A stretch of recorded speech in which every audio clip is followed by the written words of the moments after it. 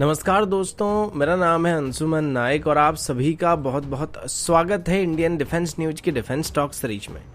जहां पर हम रोज नए नए डिफेंस अपडेट्स के बारे में बात करते हैं। तो चलिए देर ना करते हुए आज की वीडियो शुरू करते हैं।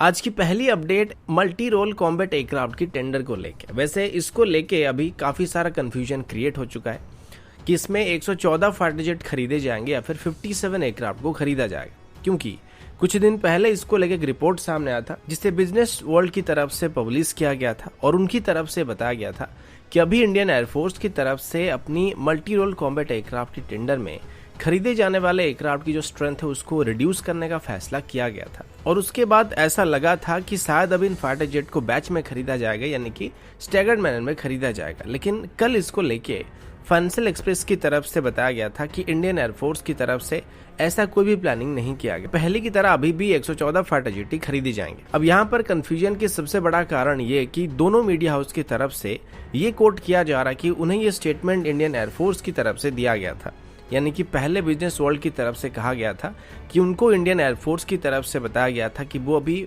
MMRCA टेंडर में बस 57 एयरक्राफ्ट को ही खरीदने वाले। और अभी फाइनेंशियल एक्सप्रेस की तरफ से ये क्लेम किया जा रहा है कि उनको इंडियन एयरफोर्स की तरफ से बताया गया कि बिजनेस वर्ल्ड की तरफ से जो आर्टिकल पब्लिश किया गया था वो गलत है और अभी वो 114 फाइटर जेट को ही खरीदने वाले हैं, जो कि पहले प्लान किया गया था। कल इसके बारे में आप में से कुछ लोग भी स्ट्रीम पर सवाल कर रहे थे, लेकिन फिलहाल ये बताना पॉसिबल नहीं है कि दोनों में से कौन सी रिपोर्ट सही है, क्योंकि दोनों ही ये क्लेम कर रहे हैं कि इंडियन एयरफोर्स की तरफ से उनको ऐसा स्टेटमेंट दिया गया था, या फिर ऐसा हो सकता है कि बिजनेस वर्ल्ड की तरफ से वो रिपोर्ट पब्लिश किया गया था वो शायद आधा अधूरा हो सकता है। आपको याद होगा पिछली वीडियो में आप सभी को बताया था कि हो सकता है अभी 57 एयरक्राफ्ट को स्टैगर्ड मैनर में खरीदा जाएगा, यानी कि इनको एक बार में नहीं बल्कि बैच में यहाँ पे इंडक्ट किया जाएगा। और ऐसे कंडीशन में इनिशियल 57 को खरीदने के बाद में फिर 57 एयरक्राफ्ट के लिए एक और ऑर्डर को भी वहाँ पे प्लेस किया जा सकता है, जो कि एक और फॉलो ऑन ऑर्डर हो पाएगा। लेकिन फिर भी इस पर अभी कोई दावे के साथ हम कुछ नहीं कह सकते, क्योंकि अभी तक इंडियन एयरफोर्स की तरफ से अपने ऑफिशियल हैंडल पर इसको लेकर कोई भी स्टेटमेंट नहीं दिया है।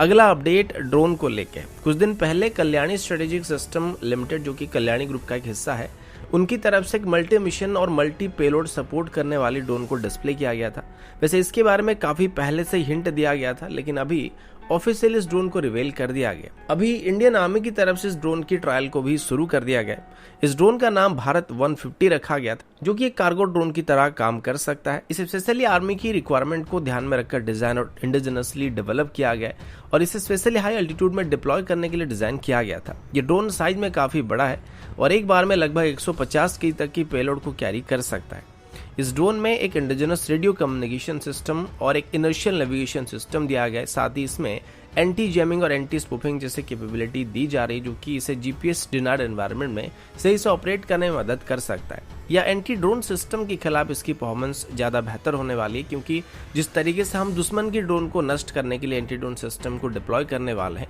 ठीक वैसे ही दुश्मन की तरफ से भी हमारे ड्रोन को नष्ट करने के लिए ऐसे एंटी ड्रोन सिस्टम का इस्तेमाल किया जा सकता है और हमारे ड्रोन को जैम करके गिराने की कोशिश की जा सकती है। लेकिन यहाँ पर इन ड्रोन्स में एंटी जैमिंग फैसिलिटी मौजूद होने वाली है, जो कि दुश्मन की सॉफ्ट किल एंटी ड्रोन सिस्टम से हमको प्रोटेक्शन प्रोवाइड करने वाले हैं। ये ड्रोन की मैक्सिमम रेंज यहाँ पे 200 किलोमीटर क्लेम किया जा रहा है और इसकी एंड्योरेंस को लगभग 30 मिनट के आसपास बताया जा रहा है। वैसे इन ड्रोन को -30 डिग्री से लेके +65 डिग्री तक के टेम्परेचर में ऑपरेट किया जा सकता है, जो कि एक अच्छी बात है। इसके अलावा इसकी जो एवरेज स्पीड होने वाली वो लगभग 50 किलोमीटर प्रति घंटे के आसपास होने वाली है। जैसे कि पहले बताया गया था, इसको हाई एल्टीट्यूड रीजन में भी इस्तेमाल किया जा सकता है और ये लगभग सी लेवल से 5500 मीटर की ऊंचाई पर भी ऑपरेट कर सकता है। लेकिन फिलहाल अभी तक आर्मी की तरफ से इसके जो टेस्ट कंडक्ट किए गए थे वो इतना सफल नहीं हो पाए, क्योंकि इसकी क्लेम रेंज 200 किलोमीटर के आसपास है और एंड्योरेंस 30 मिनट के आसपास बताया जा रहा है। लेकिन आर्मी जब इसको लद्दाख में टेस्ट कर रही थी तो ये बस 20 केजी के पेलोड के साथ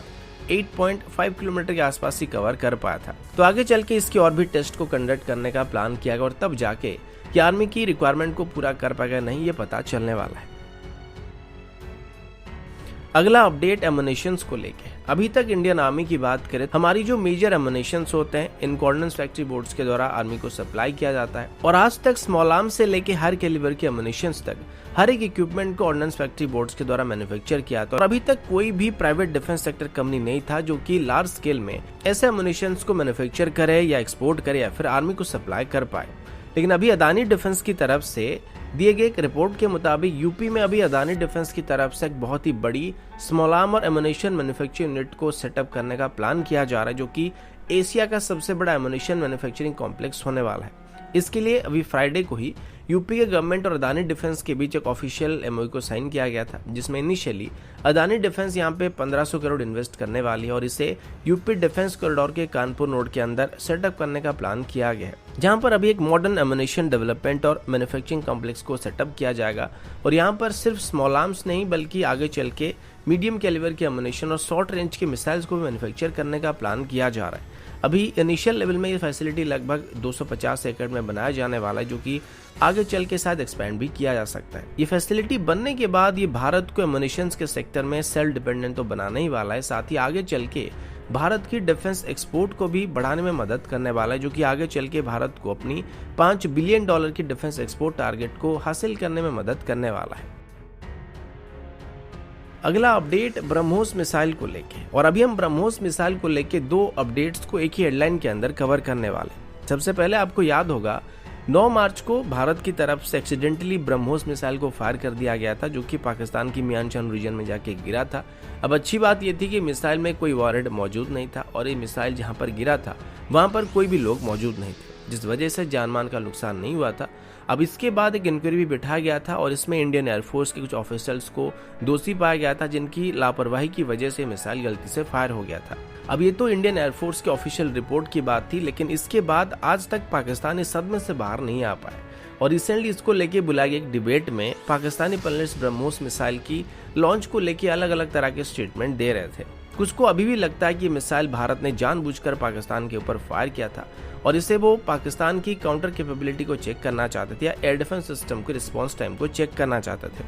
या पाकिस्तान इसको रोक पाता या नहीं ये देखना चाहते थे, जिसमें पाकिस्तान बुरी तरीके से फेल हो गया था। इसके बाद कुछ को तो लगता है कि पाकिस्तान सिर्फ भारत की मिसाइल को डिटेक्ट और डिस्ट्रॉय करने में ही फेल नहीं हुआ है, बल्कि इसके बाद भारत को डिप्लोमेटिक या पॉलिटिकल लेवल में भी पाकिस्तान तगड़ा रिस्पांस नहीं दे पाया था और इसमें भी पाकिस्तान विफल हो गया था। यानी कि वो खुद स्वीकार कर रहे हैं कि दोनों मामले में पाकिस्तान यहाँ पे हार गया था। और कुछ का ये भी कहना है कि जैसे भारत ने पाकिस्तान के ऊपर मिसाइल फायर करके उनकी रिस्पांस टाइम को चेक किया था या उनकी कैपेबिलिटी को चेक करने की कोशिश की थी, ठीक वैसे ही पाकिस्तान की तरफ से भी भारत के ऊपर करना चाहिए और भारत की रिस्पांस टाइम को देखना चाहिए। लेकिन अंत में भारत और पाकिस्तान के बीच ऐसी कोई छोटी भी रिस्पांस काफी हद तक खतरनाक साबित हो सकता है और ये भी पाकिस्तान के पैनलिस्ट का द्वारा स्वीकार किया गया। यानी कि उनको बदला भी लेना है, उनको भारत के साथ खुद को बड़ा भी दिखाना है, लेकिन उनको डर भी लगता है और ये जो सपना है पाकिस्तान के कभी पूरा नहीं होने वाला। इसके बाद अभी एक और बात करें तो अभी एक और अपडेट भी ब्रह्मोस मिसाइल की तरफ से है और अभी ब्रह्मोस एरोस्पेस की तरफ से बताया जा रहा है कि ब्रह्मोस एरोस्पेस की तरफ से अभी